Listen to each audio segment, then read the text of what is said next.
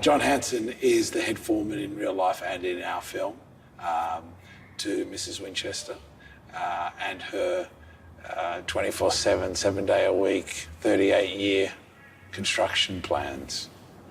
He's the only other person aside from Mrs. Winchester who knows the inner workings of every room, every nook, every cranny, every secret staircase, and as such is a potential suspect for some of the goings-on in the house.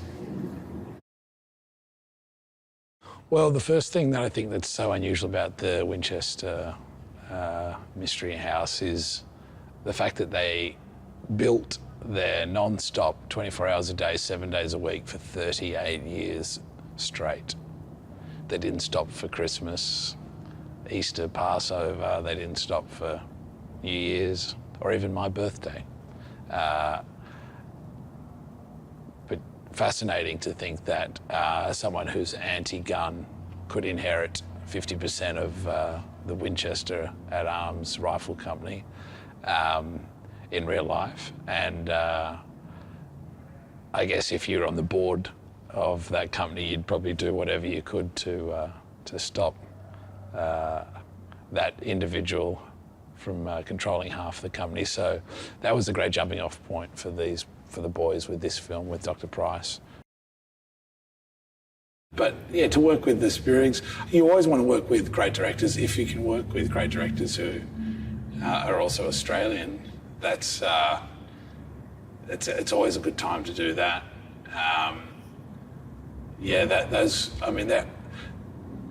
I've had a pretty good run with Australian directors, I think, and the crew as well. You know, that's the great thing about working around the world, is you realise, or you are always reminded how world-class Australian crews and casts are, especially our directors are. And these boys they're almost like Master Blaster from Beyond Thunderdome, 2 bodies, 1 brain.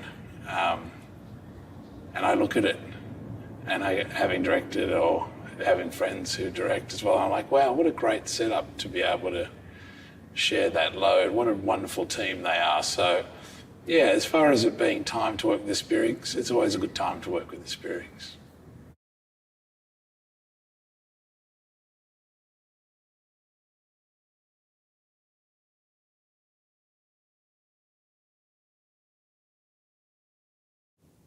Winchester's a period film. It's set in 1906. The costuming is delicious. The sets are fantastic. And so we came up with a lighting philosophy, or developed a photographic philosophy that married those strong elements. So we've got a really classical, clean, contrasty style of photography for this film. My approach to photography on every film is really, they all develop, the children develop as they grow, much like human beings do. And so if every film has its own unique feel and texture to it, and that feel and texture is brought by, you know, the locations and the actors and the sets and the costuming. And so in developing a look for this film, I would say that we didn't develop the look for this film. I'd say this film developed its own look by as a kind of a metamorphosis of all the elements that were presented to us. And so by recognizing all those elements and corralling them, that's how we developed our look. Matt Putland has presented us with some wonderful sets on this show, and quite frankly, I feel the onus is on us then to do them justice. And what his sets, you know, a la the one that's behind me, you know, they tell us or tell me is that, you know, he presents a set that's got wonderful depth in it, and our challenge as filmmakers on the set and on the floor is to try and capture that in the same way it's presented. So this is my 4th film with the Spierig boys. We have a great relationship. They're great guys. I really enjoy them. I think they're wonderful people to be around and to be in this kind of high pressure environment with. They have a very even temperament, and they're very respectful of the human condition. And that may sound flippant, but when you're in, in a pressure situation, as filmmaking is, it's not, I won't say a rarity, but it's lovely when you work with people who even though their backs are against the wall, they can maintain an air of dignity and in the way that they deal with others and how they, very respectfully deal with others. And so, that's what keeps me coming back, frankly. I enjoy those relationships and I'm more than happy to venture down the road with them again because of it.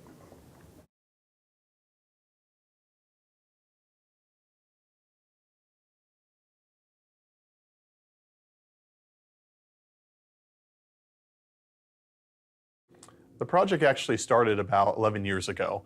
We were ultimately looking for a project here at IDW that was in the actual supernatural thriller space. So coming from Santa Clara University, where I graduated, one of the most famous houses around was the Winchester Mystery House.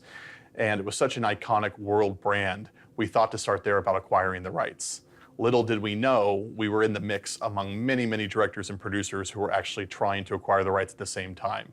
Everyone from Stephen King, who ultimately made Rose Red about the Winchester House, all the way to Bryan Singer, who were seeking to make that his next project. So that happened about 11 years ago. We ultimately met with the Winchester board and they agreed to sign with our team because we ultimately approached them about ultimately a franchise to build the house around, new websites, new tours, and a feature film. So we were lucky enough that they selected us, and here we are today. We stumbled upon the Spierig brothers, who were coming off of Predestination and Daybreakers, and they wanted their own take of a script that we ultimately had developed. So they wanted to go and redevelop it.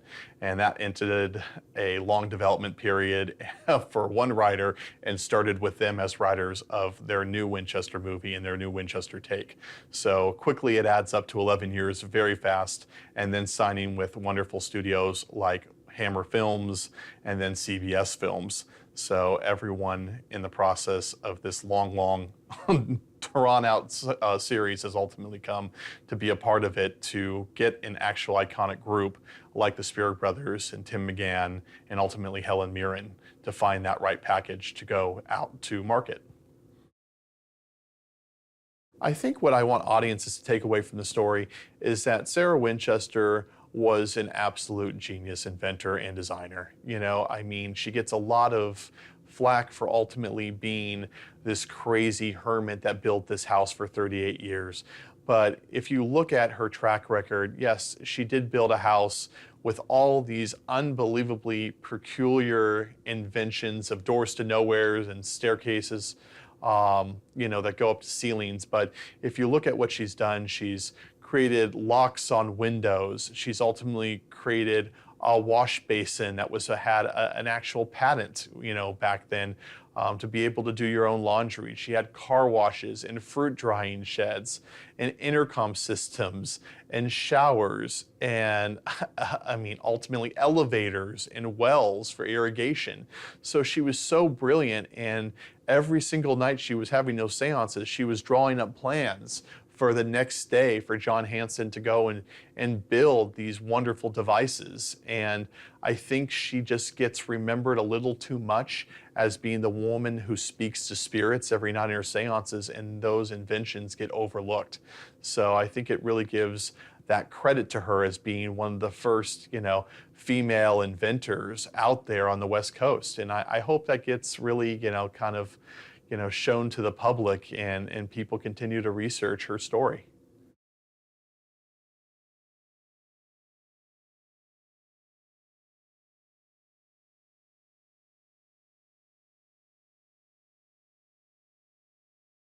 I think you do need that deep psychological understanding of the other person, which obviously in the case of twins becomes much stronger. And it's fascinating seeing how that plays out. It is really like speaking with one person, actually, and it comes out of two different mouths. But also they fulfill different roles as well. That's very clear. Jason Clarke is just the most adorable person. He makes me laugh, and he's very, very hardworking. He's just a gorgeous Aussie, what can I say, you know. He's got all those qualities of humour and of down-to-earthness and of hardworkingness and of commitment. He's just lovely. He's very, very lovely.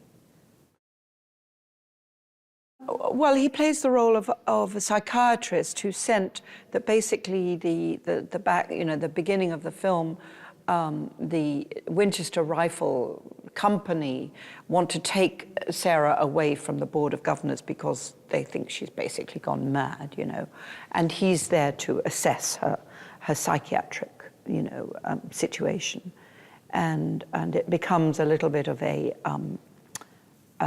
fencing match, a little bit of not competition, but a battle between the two of them. Well, you know, there are lots. There's a lot of mythology around Sarah Winchester. You can understand it in her lifetime. There was a legend, a mythology that grew around her, grew around the creation of this house. You know, this house was built at a time where there was nothing around here. Now it's in the middle of San Jose's main street, you know, shopping area. But at that time, it was just empty farmland around. And in the middle of this starts appearing this extraordinary construction, bit by bit by bit, being built by this widow who always wears black, who no one in the town, you know, local towns ever see. You know, she's private, she's always in her house. So you can understand a mythology starts building up about her, even in her own lifetime. And as the house became more extraordinary and more complicated and bigger, you know, that mythology now has lasted over the years. Yes, I hadn't been here before yesterday. When we shot the film in Melbourne. Some of it, obviously, we've shot some of it here in the actual house, but more the exteriors. But the body of the drama we shot in Melbourne in studios where they beautifully reconstructed many of these rooms and staircases and corridors. So it was very familiar to me in that sense, coming into the house. But I was blown away by the detail, the incredible detail.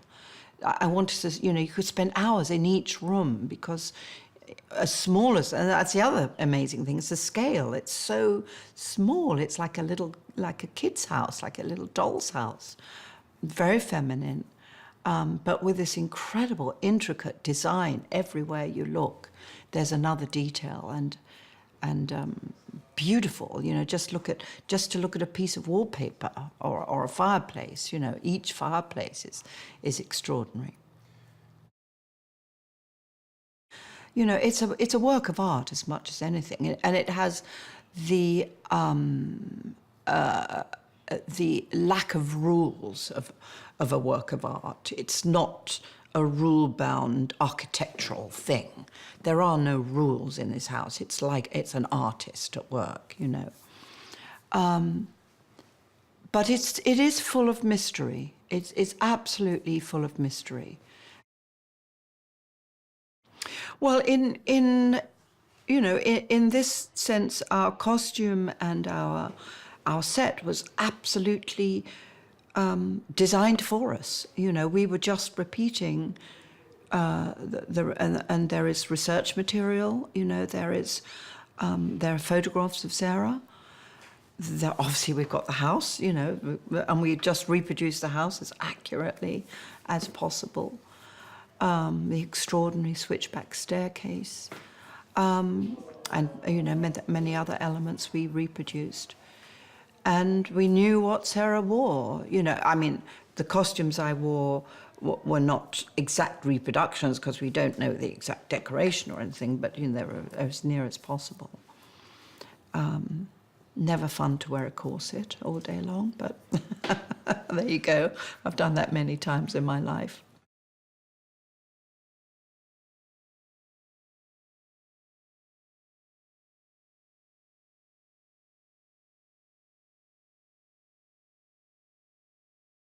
Well, you see, it's a pretty fantastical place. You know, it's you know, like a little magical mystery road. You know, he's been hired to do a job.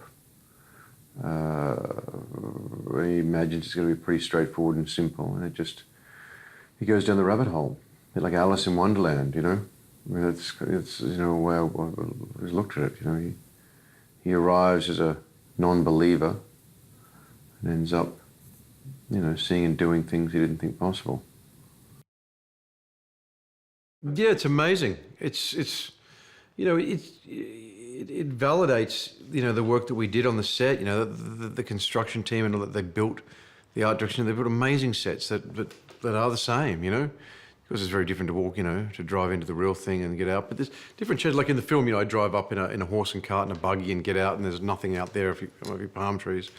You know, and here there's a freeway and a road, but it's you know, it's always a great reminder to know that it's a real place and that you've got to give it, you know, certain respect and dignity when you do recreate something that actually exists.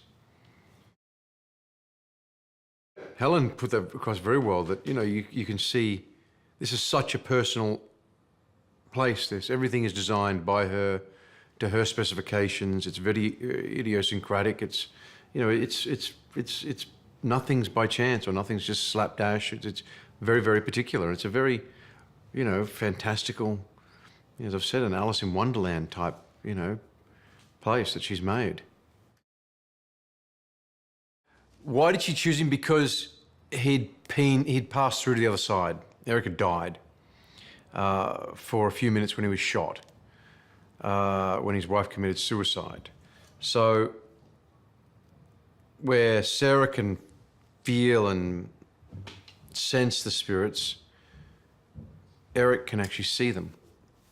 And you learn that, not that he understands that that's what he can see to begin with. They're twins, you know, so it's always really strange too. I mean, we'd be in a dark set with smoke and that and around it. And I thought I'd spoken to one of them, but actually I'd spoken to the other, you know. So it was like this strange kind of, but they have an amazing, you know, synergy together. You know, they work so intensely together, and they are one in a way. But yet, because there's two of them, they can cover a lot more distance and ground and take care of, you know, a lot more things at the same. They're wonderful. You know, they had great ambition. You know, their film Predestination was ambitious, you know, as well as being, you know, a great film and well made. But it's that level of ambition, and I always felt that this story needed that from the directors.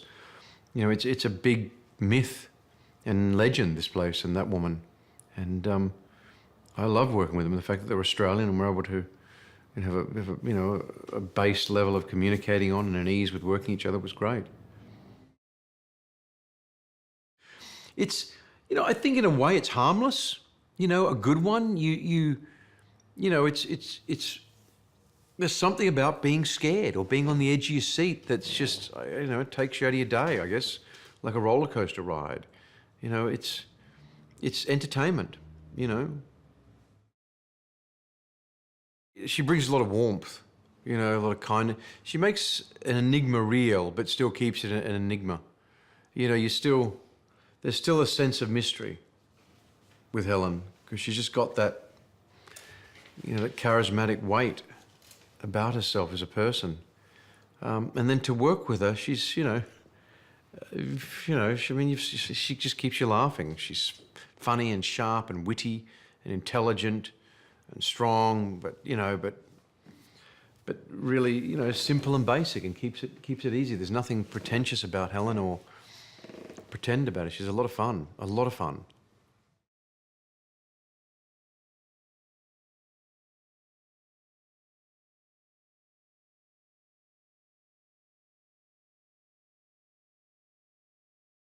The facade of the house as it stands now, when I visited the house, The historian there was able to show me areas of the house that were still the original paint colours. So earlier on in pre-production, we decided to represent the house as close to as we could to its 1906 version. The only photo reference we've got is obviously black and white, but you could still see tonally that certain colours were lighter than other colours. So when we were able to see the original colours, it was great. So we could use that as a reference and a base for what we were able to paint our facade colours here. And the colour scheme we went with, I think, suits the genre of the film that we're making more so than maybe what it is currently painted today. Certain scenes at Winchester involved people arriving to the house and certain construction elements and goings-on outside the house. We couldn't shoot or any of that at the real house because it's basically right next to a freeway and a shopping centre. So that's not 1906. So we decided to build the first level of the house in a paddock. We found some great trees that matched the trees that were at the location, and we basically built a garden, a driveway, the veranda, the front door, and a few other areas as part of an exterior set in a property just out of Melbourne. Bringing together and recreating something that exists is always a lot of fun, and it's a dream brief to get as a designer. It has been a super challenge on this one because we are using existing locations to shoot a lot of the stuff, a lot of the scenes, as well as building sets. And also there will be a few shots taken in the real house itself. So one of the big challenges for me and my set deck team was to try and bring those sort of three different scenarios and make them look as if we're in the same house.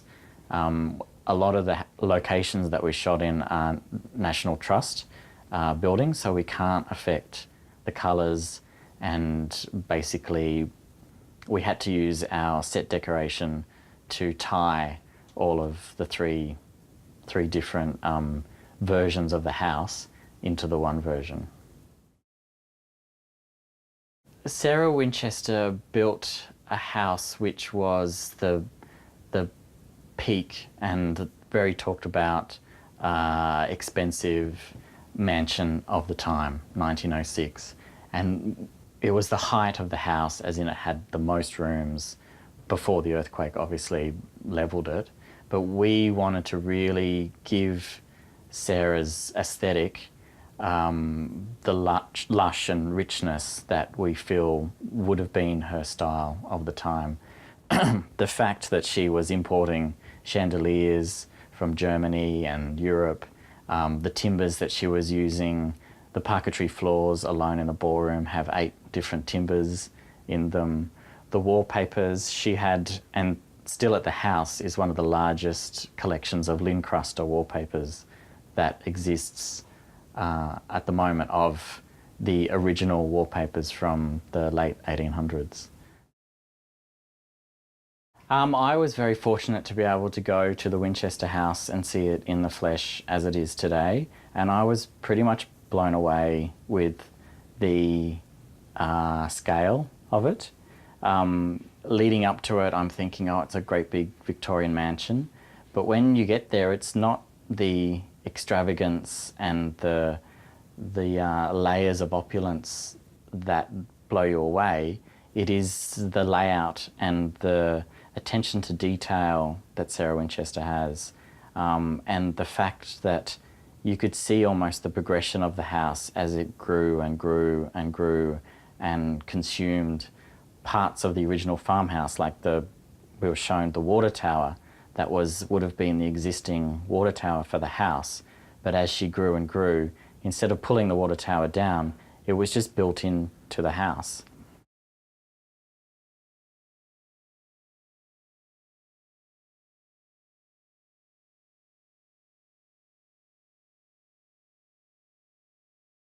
Sarah Winchester always felt like a woman out of time. I mean, she was sort of she married William Wirt Winchester, and who was part of the Winchester family and the Winchester Rifle Company. She lost William and her only child, Annie, and she sort of spent a big chunk of her life in mourning. And during her mourning period, she went to see a spiritualist, a medium, who told her that she was being haunted by all the people that were killed at the hand of the Winchester rifle. So she, upon the medium's instruction, moved from New Haven, Connecticut to San Jose, California, where she purchased what was then, I think, like a 8-room farmhouse. And she spent the majority of her wealth, her inheritance from the Winchester rifle fortune, to build this mansion, this sprawling mansion in San Jose, California. And she sort of built this house to kind of communicate with the spirits that died at the hand of the rifle. The unique thing about the Winchester house is that it doesn't have a lot of rhyme and reason. You know, it's built on, you know, a room is built on top of a room, is built next to a room. They're not on the same level. There's all kinds of very strange architectural oddities, which is something that is very rare to, you know, really any home. It's never one consistent style or one consistent form of construction. There's many different shapes and sizes to the rooms, and there's some very strange oddities, like stairs that go to ceilings and doors that open to 2-story drops and things like that. So it's a very, very unique house. Sarah Winchester was a pioneer when it came to technology at the time. She invented an intercom system that was a series of pipes that traveled through the house to communicate from one room to the next. But she was very inventive in terms of irrigation systems for gardening. She also was the first person in San Jose to have a telephone. I think her phone number was 1234.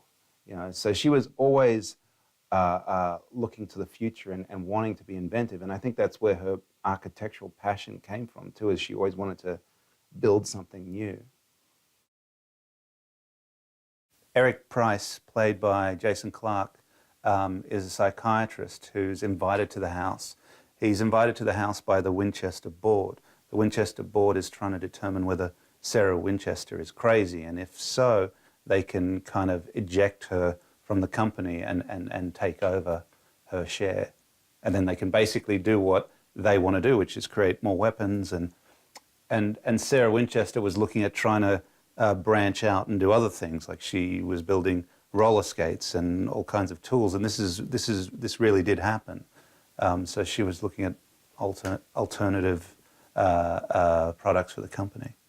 So Eric comes to the house to assess her state of mind and determine whether she is crazy. And Eric is a skeptic, doesn't believe in ghosts, and is trying to determine her state of mind, make an assessment, and then ultimately write that assessment and submit it to the company with the intention of pushing Sarah Winchester out of the Winchester Repeating Arms Company. The interesting thing about Helen Mirren is Helen has never done a haunted house or a horror movie before. So when we initially thought, gee, it'd be great to get a Helen Mirren type in this film, you know, to actually go out to her and she said yes was a wonderful moment. And I think the reason she was interested in the project was, I think she likes haunted house scary movies, but I think she was really fascinated by the woman, Sarah Winchester. She was fascinated that she had such an inventive mind and was such a progressive thinker, and I think Helen could really relate to her. And I think that's what she was attracted to more than anything, was Sarah Winchester, the woman. Jason Clarke's character, Eric Price, is a psychiatrist who has many demons himself. He's addicted to laudanum. He's trying to overcome a tragedy. He has some personal demons he's trying to overcome. And he's been requested to come to the Winchester house to assess Sarah Winchester's state of mind. He thinks he's being hired by the Winchester board, but Sarah Winchester actually has some ulterior motives to bring him to the house. The tricky thing about the house is it's beautiful, it's a popular tourist attraction, but we're placing our film in 1906, and 1906 San Jose looks very different to 2017, 2018 San Jose. It's a bustling modern city now. So we shot as much as we could at the actual house, but we recreated as accurately as possible many of the rooms. We built the front facade of the house out on a farm property in Melbourne, Victoria, and we shot on location in Melbourne while actually building as many of the rooms as we could. Also, I mean, you shoot at the actual house. There's modern amenities at the actual house, like sprinkler systems and all these things that you have to kind of remove later in post-production. But if you watch the film, and you see the rooms, you can go to the actual house and see those rooms for real. The hardest thing about doing a film like this is how do you make it scary? I mean, we've got a lot of scary movies that have been out there and been successful.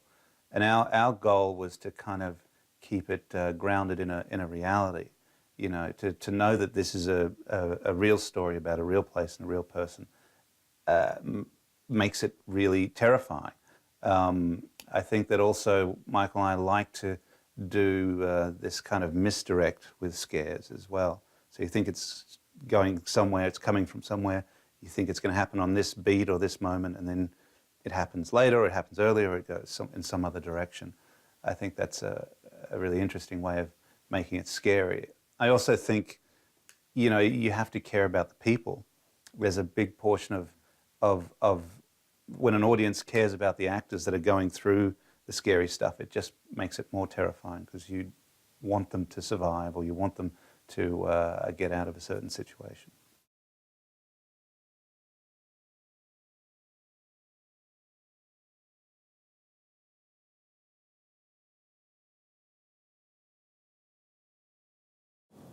Marion is Sarah Winchester's niece.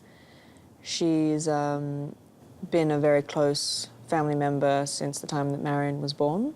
Her nickname actually originally was Daisy, which we did have in the film, but it was sort of confusing in the end. But it just sort of shows how close their relationship was.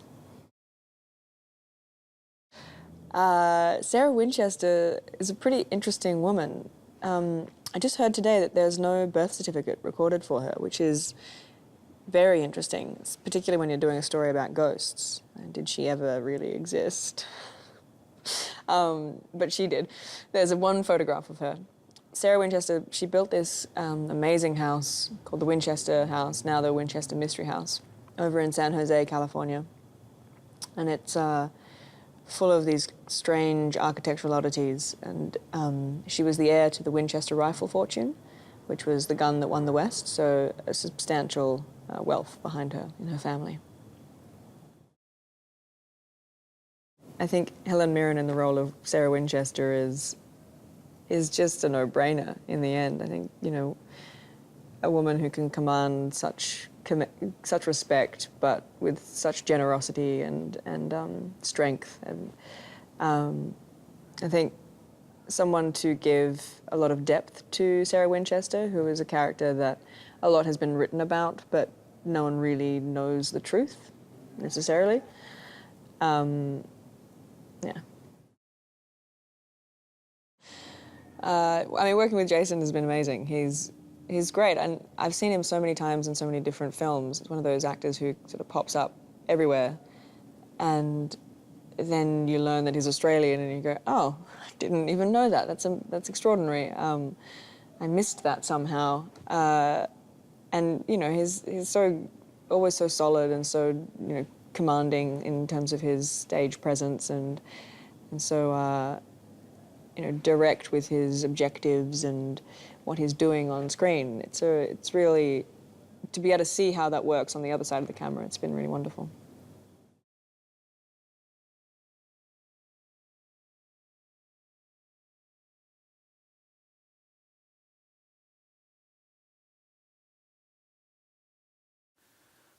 I really like the idea that it was a true story, but also that Sarah Winchester was kind of tormented by this guilt. You know, she had this incredible opportunity because of the Winchester rifle fortune, but it had its catch as well, which was the guilt of all of these people that had died at the hands of the rifle.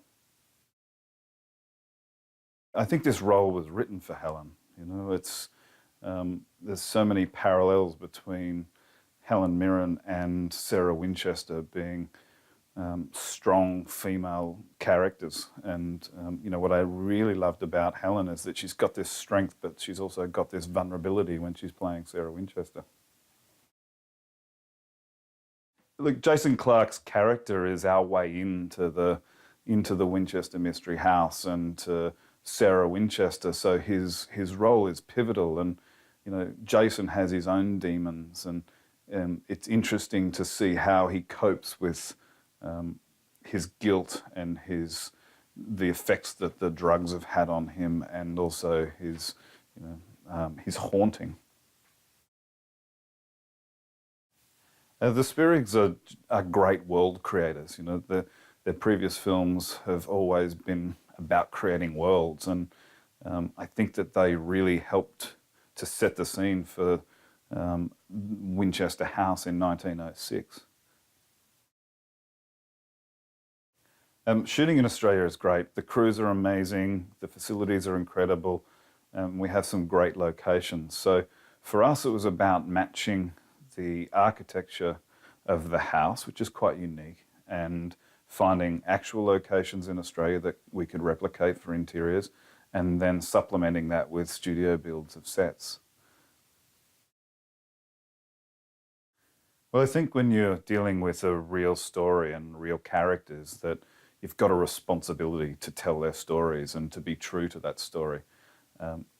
You know, but the reward for that is, you know, a story that's so well grounded, and there's honesty and truth in that. And I think audiences can pick up on that. Well, it's an absolutely incredible house. So what would have been fantastic to see it pre-earthquake, when it was, you know, at its largest with the 7 stories. But I think that the house is such a contradiction. It's so well refined and such mastery of carpentry, and yet it's got this complete chaos to it as it's sort of just built, you know, as it goes, without a kind of seeming master plan. I think this is a fantastic story. It's scary, it's creepy, yet it's based in true life, and we've got some incredible characters. You know, it's a story with real heart. I think the biggest challenge is integrating all of the elements of the film. So there's some scenes where we'll literally go from the house in San Jose to a location in Australia to a soundstage, you know, and integrate visual effects, and then back to the house. So to try and get that continuity right, in terms of performances, in terms of design and lighting, it's probably the biggest challenge of the film.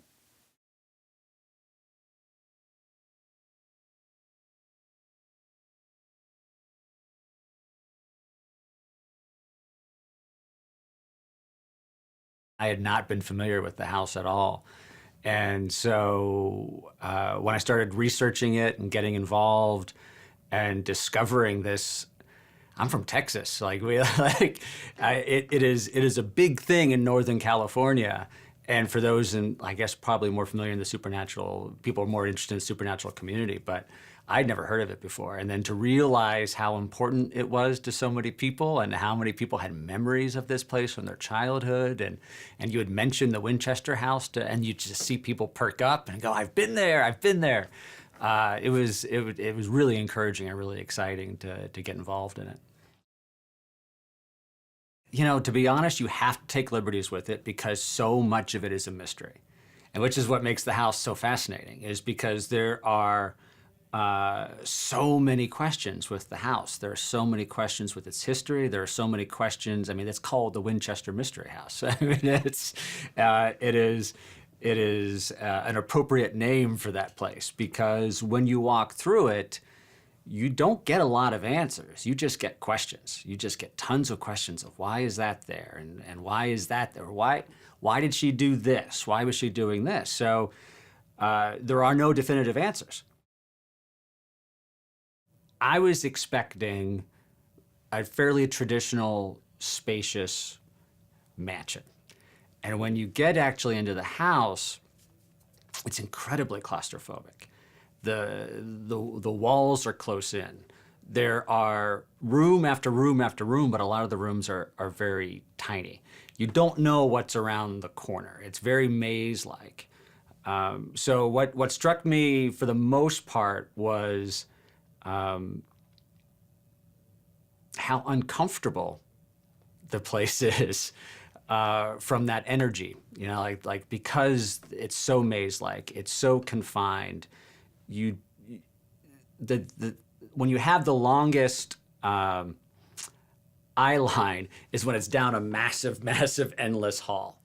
But when you're not in those massive halls, it's one quick corner, another quick corner, you know, into a maze, and then you hit the stairs and it goes into a wall. It's very confining. It does not feel like there's any rhyme or reason to it. I would call her formidable. She was a woman well ahead of her time. She was an inventor in her own right.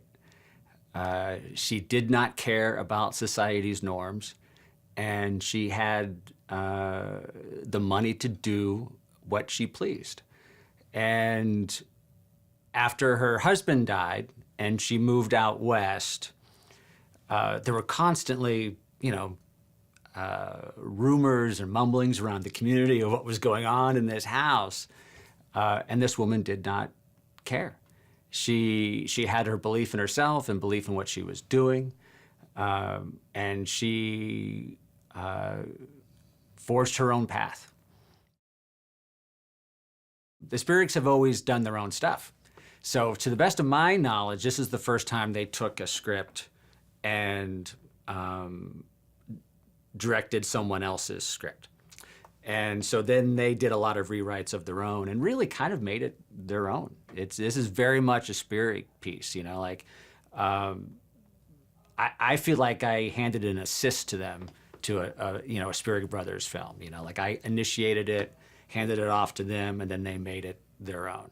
So it was definitely two phases. It was my phase, the initial phase, and then the Spierigs came on, and then it was their phase, and they brought it home. You know.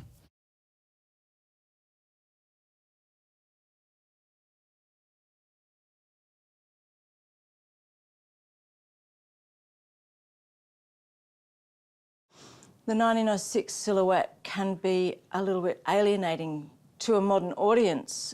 So it's, you know, very pigeon-chested, slim waist, S-bend corsets, you know, very strange hats. So we didn't want to alienate a modern audience because essentially we are, you know, a horror film. You know, it's entertainment, so it's not a historical document. So the aim with all the costuming was to find a balance between historical accuracy and a relevance to a modern eye, so that the modern eye can actually get engaged with the characters, just run with the story and actually just enjoy the film. That was a clash of new sciences, really. Sarah Winchester believed her belief in ghosts and seances was a new science, as much as Eric believes that his belief in psychiatry is a new science. So in a way, it's a clash of new sciences. When I was in Thailand, I was lucky enough to go to Bangkok to do some sourcing, and the King of Thailand had recently died, which meant that all of Thailand has to go into mourning. So all their beautiful coloured silks, they are dyeing black to make mourning clothes. Hence where I got Helen's fabrics. They are all Thai silks which have been dyed black for the specific purpose of the King's mourning.